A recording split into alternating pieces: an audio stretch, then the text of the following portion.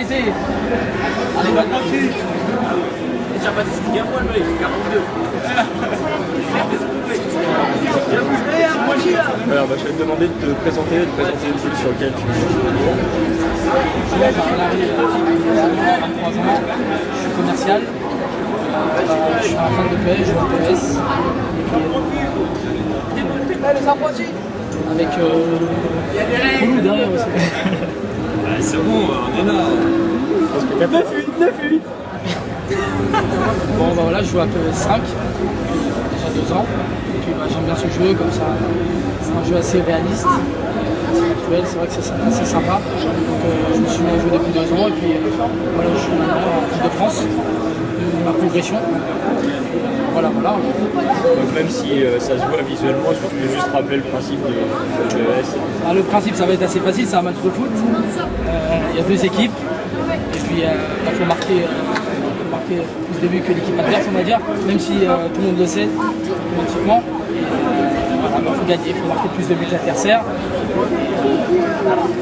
Quelle est la différence à ce niveau-là en championnat quand on joue à un jeu finalement auquel peut jouer n'importe qui? Qu'est-ce qui fait la différence quand on arrive à ce niveau-là?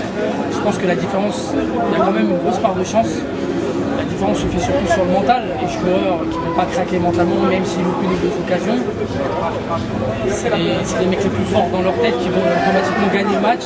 Et il y a aussi, comme je dis, une grosse part de chance. Dans tous les tournois, le gagnant automatiquement aura dans un match ou un autre beaucoup de chance, c'est sûr et certain. Sans dévoiler tous tes atouts, quelles sont les stratégies que tu appliques aussi?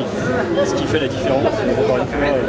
La différence, on va dire, je ne sais pas si c'est une différence, il n'y a pas beaucoup de stratégie. Je joue avec une formation simple, en 3-3, avec un ailier sur le côté, et 2 avancantes dans l'axe, avec un MO, un numéro 10, un MC et un milieu def, et derrière à 4.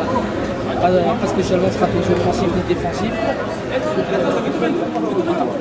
On parle de discipline sportive à juste titre. Le fait qu'il y ait une équipe de France déjà, ça le prouve bien.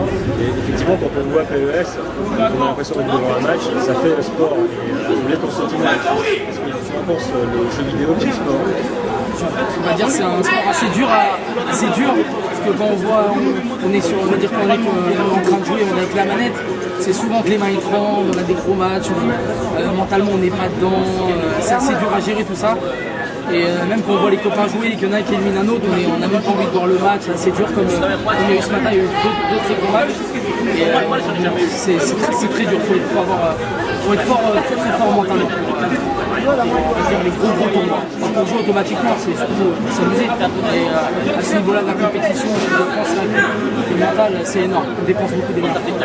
Dernière question, toujours parce qu'on parle de sport, si on fait le rapprochement avec le foot évidemment et le tennis, est-ce que tu penses qu'il y a une durée de vie d'un joueur? Est-ce qu'il y a un âge de la retraite? Ouais, on va dire ouais. Oui et non. Oui et non, ça dépend. Dans le foot, il y a la retraite, mais je pense pas que le jeu vidéo, quelqu'un qui est fort, comme je veux dire mon équipier Cyril qui a 29 ans, moi j'en ai 23, il est dans les 5 meilleurs français et il serait plus jeune ou un peu plus vieux, je pense que ce serait pareil, il serait aussi fort, mais peut-être plus fort.